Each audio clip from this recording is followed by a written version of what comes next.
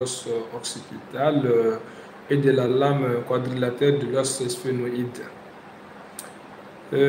Ensuite, quand le nerf abducens traverse l'abdomen près du rocher latéral du clivis, il va cheminer dans son épaisseur. Il se dirige en haut et latéralement et croise le bord supérieur de l'apex de la partie pétreuse du temporal sous les ligaments pétrosphénoïdal.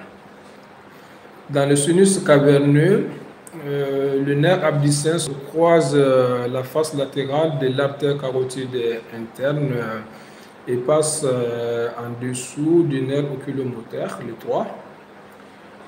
Et dans la fissure orbitaire supérieure et l'orbite, le nerf abducens traverse l'anneau tendineux commun et s'applique sur la face bulbaire, donc face oculaire du muscle droit latéral. Et quelles sont les branches terminales du nerf abducens? Le nerf abducens s'épanouit en 4 ou 5 branches qui pénètrent le muscle près de son origine. Là, pour finir, avec l'anatomie descriptive, la connexion, le tronc du nerf abducens reçoit des neurofibres du plexus carotidien interne et parfois du nerf ophtalmique. Donc maintenant, vous connaissez l'anatomie descriptive du nerf abducens. Donc, voyons à présent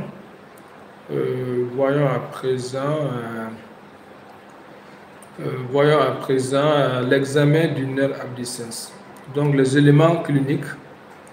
Les nerfs abducens, un par unicorps, vous savez, donc innervant les muscles droits latéraux des yeux.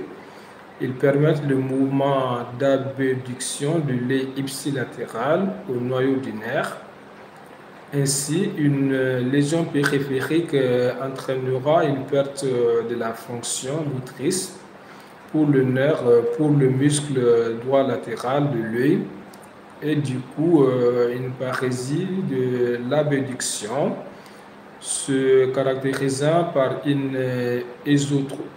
ésotropie, l'œil du côté atteint qui dévie médialement. Donc, ésotropie. La pathologie du nerf abducens.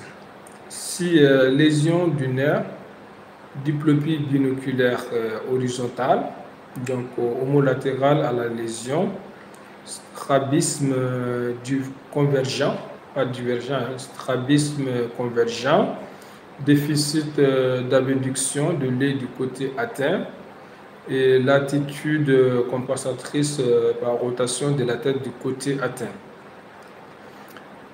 Pour finir, le nerf abducens est reconnu comme étant le plus fragile des nerfs crâniens. Une paralysie de ces nerfs n'est pas obligatoirement un signe d'une tumeur située dans les sillons médullopontiques. En revanche, peut être due uniquement à un traumatisme crânien. C'est un témoin de la gravité des chocs de la tête. Si la lésion atteint un noyau abducens, la personne ne peut fixer le regard dans l'émission ipsilatérale de la lésion. Donc, chers étudiants, c'est tout pour cette vidéo. On se donne rendez-vous pour une prochaine. Au revoir et bon courage.